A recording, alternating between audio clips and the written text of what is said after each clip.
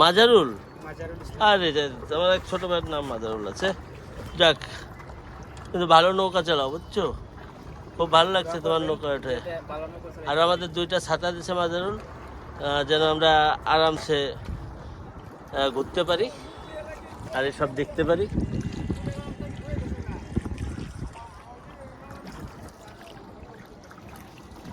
পুরো লেকটা সে আমাদেরকে ঘুরিয়ে দেখালো।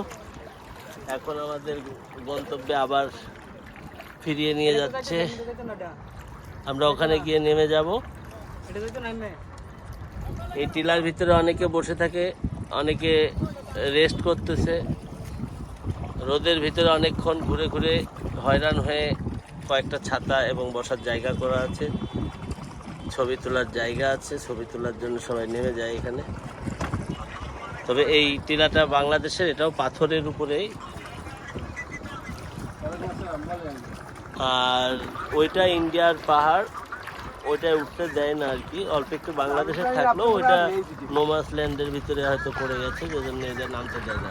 তবে এইটার ভিতরে ঘুরতে দেয়, দাঁড়াতে দেয়, কোনো সমস্যা নেই।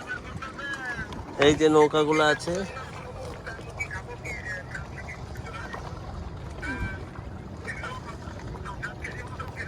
এই নৌকাটা আবার একটু ভিন্ন। ওদের বড় ছাতা আছে নিজস্ব, কিন্তু ছাতায় একটা পাশ হয়তো রুটটা কভার করে।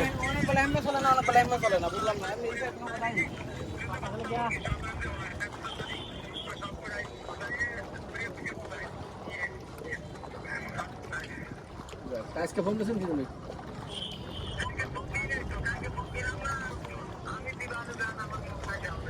আমি তো নেই, আমি তো রয়েছি মেলা দূর।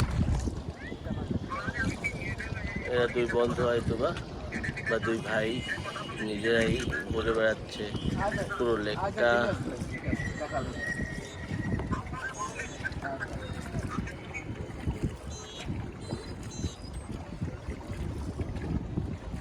এই লেকটাতে বিকালে ভিড় হয় বেশি।